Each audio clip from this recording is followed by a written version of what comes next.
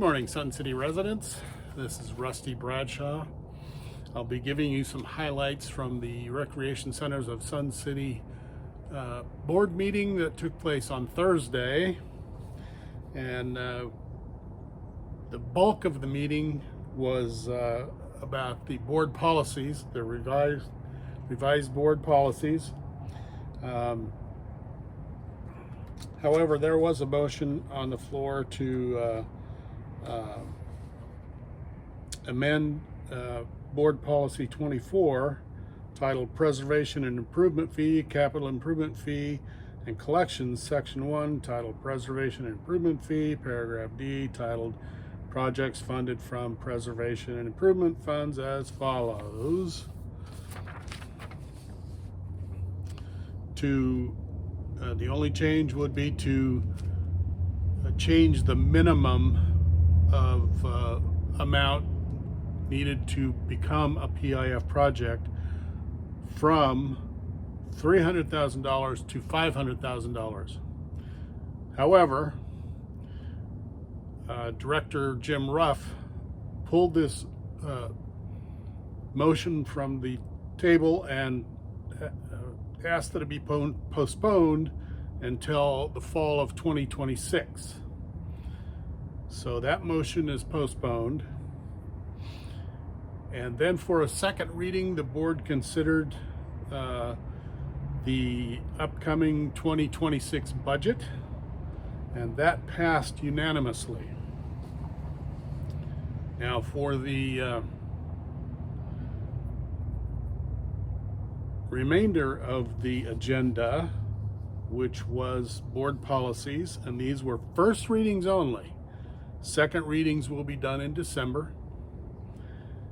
And the first one was a number of policies: Policy 1, Policy 2, Policy 3, Policy 6, Policy 9, Policy 14, Policy 25, Policy 32, and Policy 35 would have some changes in the preamble, which basically inserted the Arizona Nonprofit Corporation Act in those preambles for those particular policies.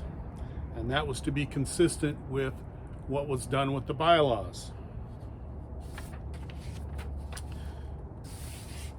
And a number of policies were passed unanimously with very little discussion by the board or members. And I will go through those first. Board Policy 5, titled Board Officer Duties and Responsibilities. Board Policy 8, titled Privileged Card Holders. Board Policy 11, titled Petition Procedures. Board Policy 12, titled Chartered Clubs. Board Policy 15, titled Incident Report Forms. Board Policy 17, titled Golf. Board Policy 18, titled Bowling. Board Policy 19, titled Press and Media. Board Policy 21, titled Sun City Foundation. Board Policy 21, titled Membership Documentation Requirements. Board Policy 22, titled Investment Policies. Board Policy 24, titled Preservation and Improvement Fee, Capital Improvement Fee, and Collections. And Board Policy 34, titled Record Retention, were all passed unanimously on this first reading.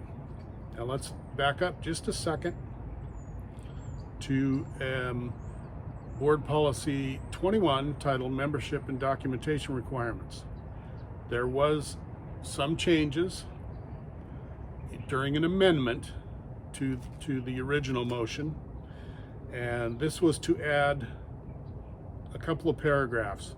reading, if an owner is unable to provide government issue identification with the address of the property for which a member card is sought, then two of the following that contains the name and address of the individual where the address is the same as the property where membership is being sought, as prescribed by the Arizona revised statutes, may be utilized as a secondary form of occupancy.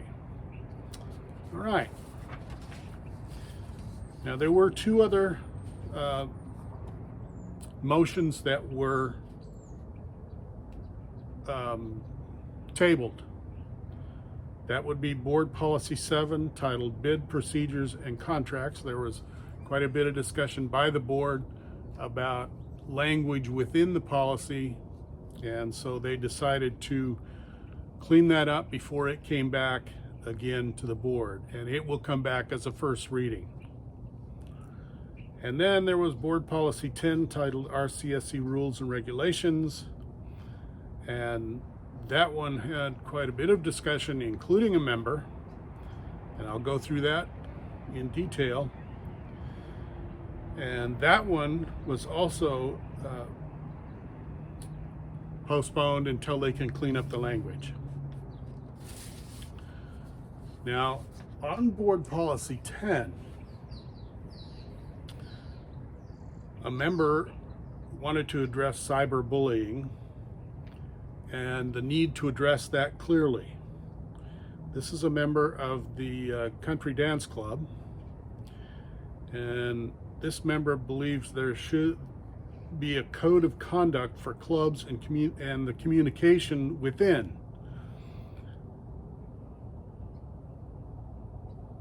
And the club wanted action against a member who apparently was on the executive board of that club. But they waited a month before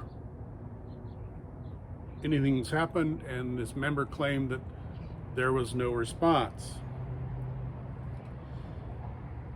This member believes that the offending party should have been reprimanded or removed from office. And apparently he ended up resigning anyway. When asked if she filed an incident report, she didn't answer directly, but kind of implied that she had, and said that RCSC Board President Tom Foster had not responded with her. Oh, I'm sorry. She said, this member said that Foster had responded and said he met with the board, and there has been similar instances of cyberbullying in the past. Foster said during Thursday's meeting that in this particular instance, they were trying to delineate whether the matters were on emails, websites, etc., and they were about things not RCSC related or on RCSC property. And he was concerned that there were no legal grounds for RCSC to take action.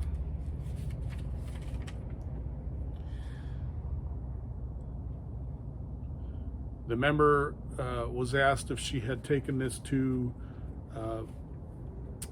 the Clubs and Organization Committee, and she said that she had, but was told that nothing could be done. She believes RCSC has to acknowledge that club business is being done digitally more often than not, and these kinds of things could happen.